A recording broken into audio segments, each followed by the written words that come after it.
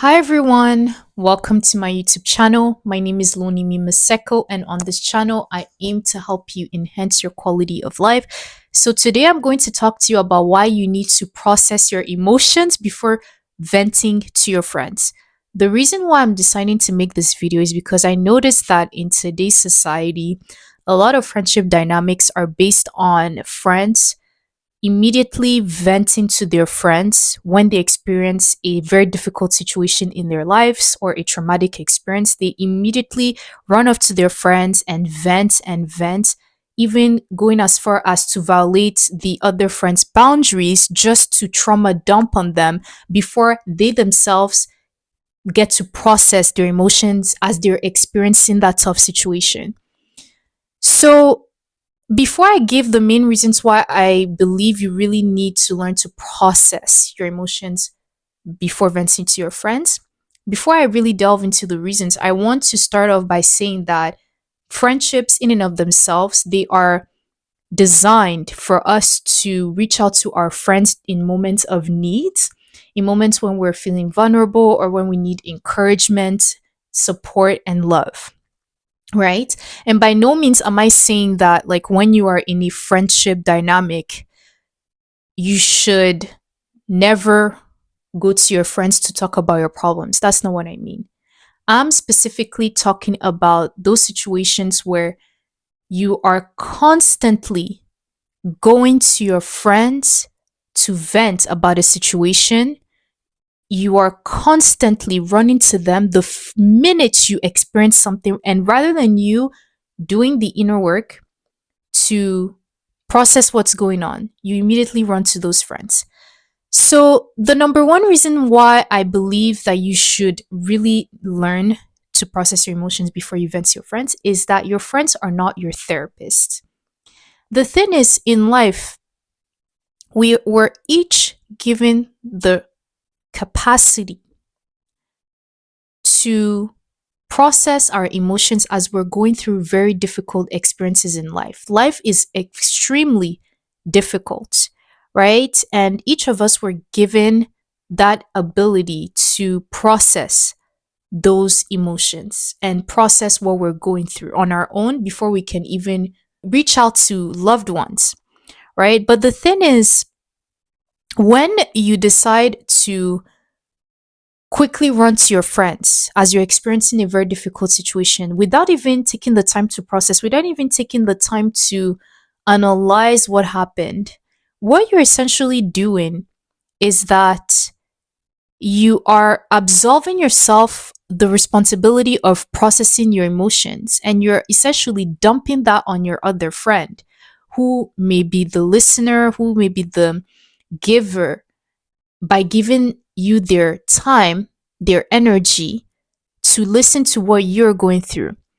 And by doing that, it's in a sense, and this is an unpopular opinion, but by doing that, you are essentially, it's kind of, I would say, a selfish act, because at the end of the day, before you even run off to your other friends, right, to vent without even processing what you're going through first, did you take the time to ask that friend whether they were emotionally capable of hearing what you were going through, whether you whether they even had the time or the space, the emotional space to hear your problems? That's the thing that happens when you end up treating your friends as your therapist. Although in the beginning everything seems dandy and it feels like, the dynamic is fine, as time goes on, you end up creating friction by treating your friends as your therapist. And this is something I can't stress enough. I have seen a lot in my life. Okay. I have seen friendships end because the friends that are used to venting to their other friends, the friends that are used to running to their other friends the minute something challenging happens in their life, while the other friend in the beginning doesn't complain and they listen to their friends when they're venting, as time goes on, it ends up creating this friction in the friendship dynamic, because the friend that is always venting, they're so hyperfixated on their problems that they don't even remember to check in on the other friend that is always listening to their problems. They don't even take the time to ask that friend, hey, are you okay? Because at the end of the day, let's face it, if you are going through a situation that is very difficult in your life, chances are your friend is also going through a very tough situation as well. But they don't tell you because they keep things to themselves, right?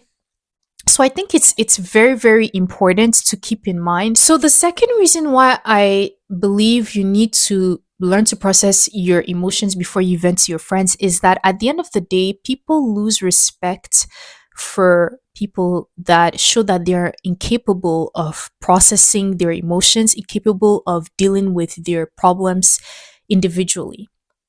And that's the cold-blooded truth. The thing is, look, when you're going through a very tough situation and you're broadcasting your failures, you're broadcasting your problems to your friends constantly, right?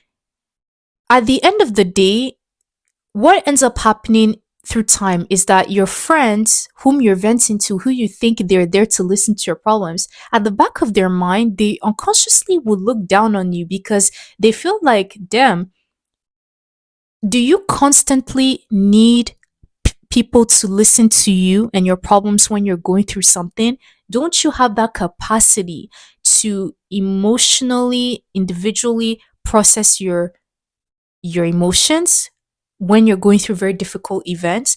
You see, when you air difficult situations in your life, it could be that you're going through a breakup with a guy for the umpteenth time, or you're going through a familial problem, you're going through a friendship problem, or you're going through a work problem. It could be a work problem with your boss, it could be a problem with your colleagues. The thing is, when you constantly broadcast to your friends problems you're going through without necessarily doing the work to process your emotions as you're going through those situations, well, unconsciously, your friends are just gonna, in time, like they're just gonna lose respect for you. And I'm explaining this to you right now, but I want you to keep in mind that I'm not innocent either. I remember that back in the day when I went through a mental breakdown, while I'm the type of person, I live in my solitude and I don't really like to tell my friends that I'm going through problems in my life. I've always been that way. I once upon a time used to dump my trauma on my mom because she was always there to listen to me, and I didn't realize I was doing that. You see, when I was going through a depressing season of my life and I was it was really tough, I would constantly go to my mom and talk about my problems. And I will never forget, there was a day when my mom, she told me straight up, she said, look, Lonimi, at the end of the day, you need to stop being in that depressive state of mind and learn to be happy. You need to stop looking at the negative and stop looking at the sadness of your life and start living your life by thinking positively. And at the time, like when she said that, I was taken aback, but it woke me up. Because the thing is, when you don't take the time to process your emotions, and this is something I realized at the time after speaking to my mom, when you don't take the time to process your emotions and you're constantly venting to your friends as soon as you experience a difficult situation, essentially you are creating an identity of being sad, of being depressed, of always going through problems in your life, of always attracting misfortunes into your life. And you end up creating an identity. And at the time, that's what I was doing. When I was constantly venting to my mom about things I was going through, I didn't realize that I was creating an identity out of being sad, out of experiencing misfortunes in my life. And I didn't know how to be anything else but that identity persona of being depressed. And it wasn't until she told me the truth that I woke up from that like slumber, if that makes sense. So that's the thing. When you vent to your friends without processing your emotions, you end up creating this kind of aura or this identity of being a sad person, a depressed person, and you're essentially showing people that you don't even know how to process your emotions, right? And there's this quote on Tumblr that I really, really agree with, and I'm going to read it to you guys right now. And I completely agree with it. So the quote says, "Nobody likes you when you're depressed, plain and simple. We can talk all day about mental health and how important it is, but the moment you are depressed, people start to distance themselves. They see you as negative, a burden, and someone too heavy to handle." Now, this quote, I believe it's very tough, a tough pill to swallow.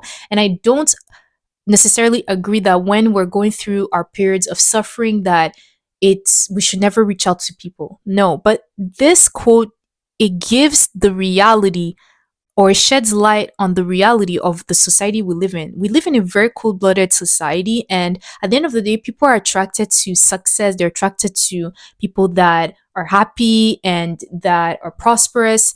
And when you constantly talk about your problems, you constantly are depressed, you constantly talk about misfortunes in your life, unconsciously, people don't want to be around that. And they, as time goes on, like they would distance themselves from you.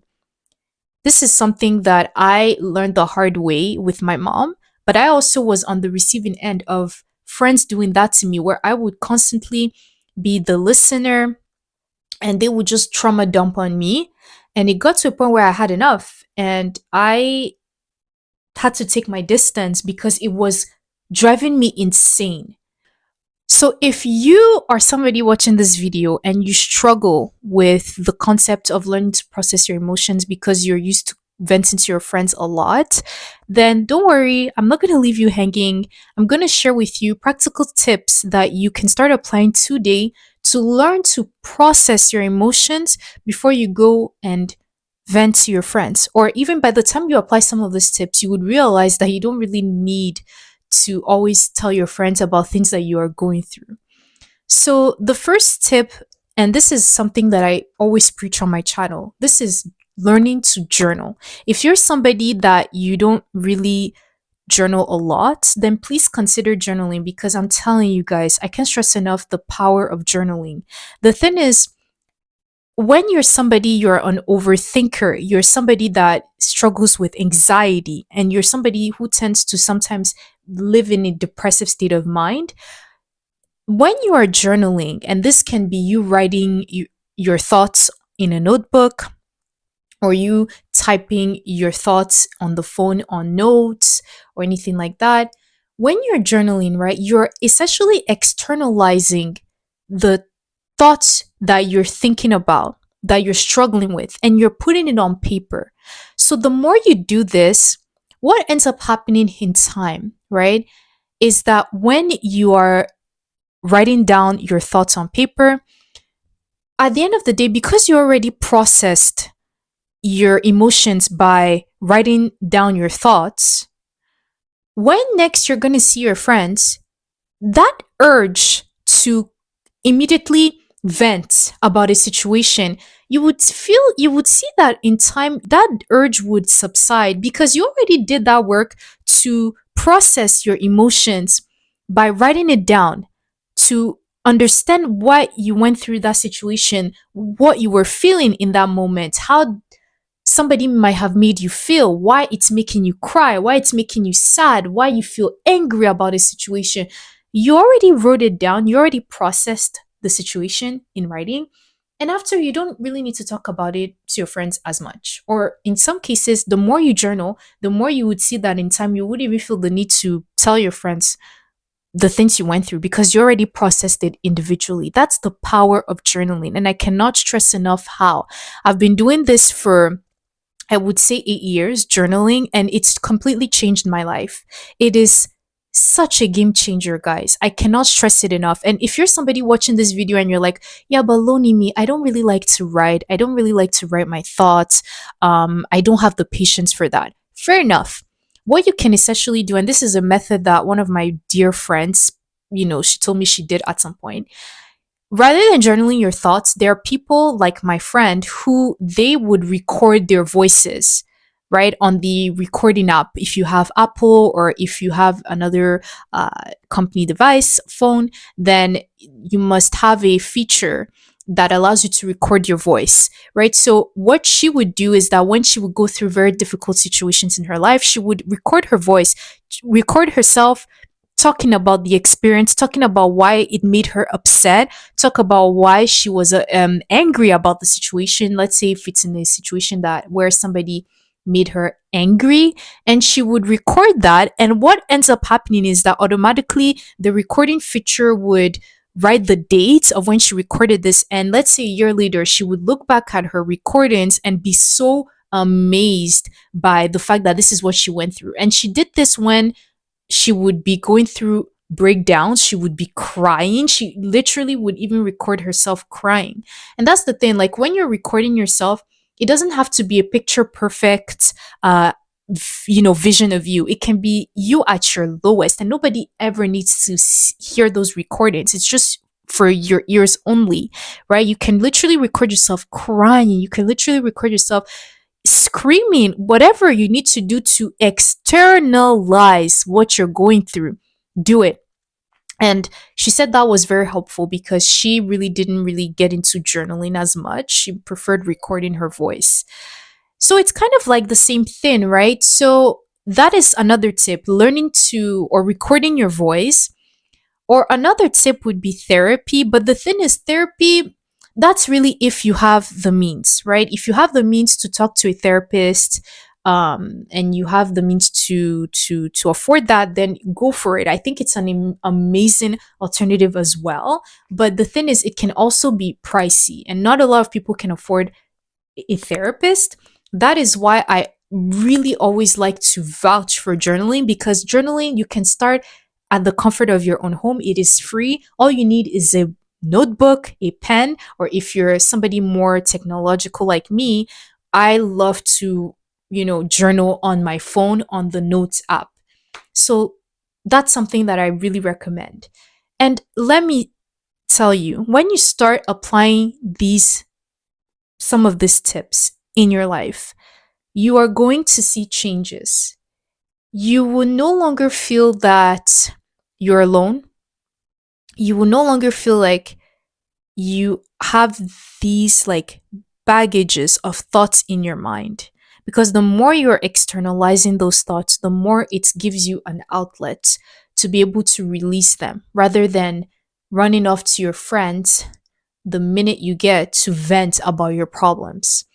And something that I forgot to talk about, but it's the best for last, is when you are somebody and you're used to venting to your friends, the way to cure this, the number one thing, is to build a relationship with God.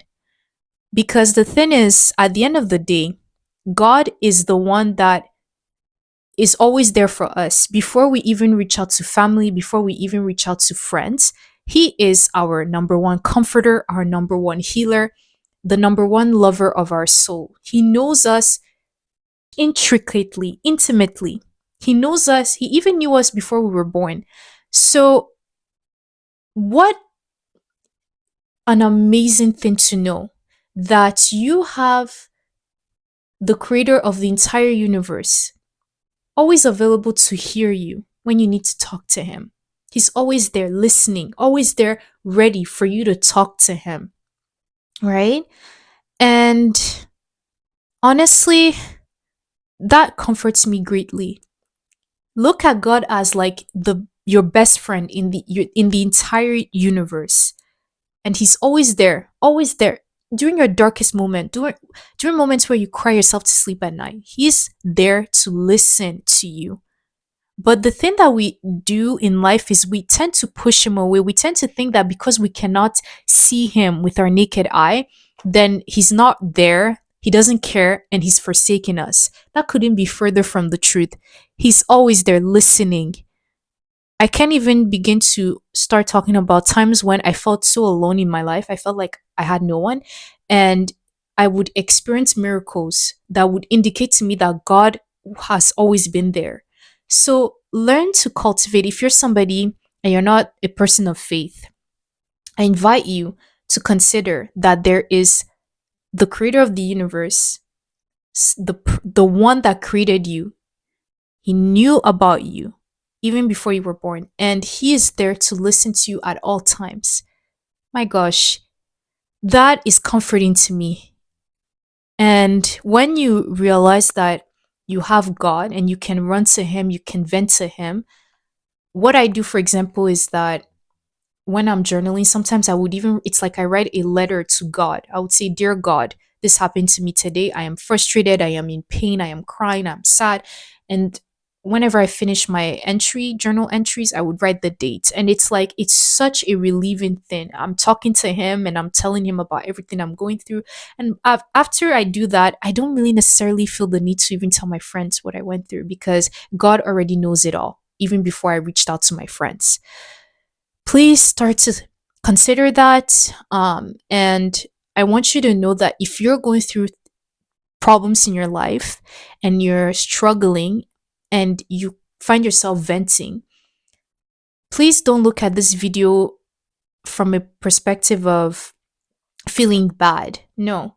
At the end of the day, in this channel, my goal is to help you become the best version of yourself. So take this as a learning opportunity and take this as an opportunity to grow and learn. That's it. So, all the best of luck, and you've got this. Thank you so much for watching my video, and I'll see you in the next video. Bye.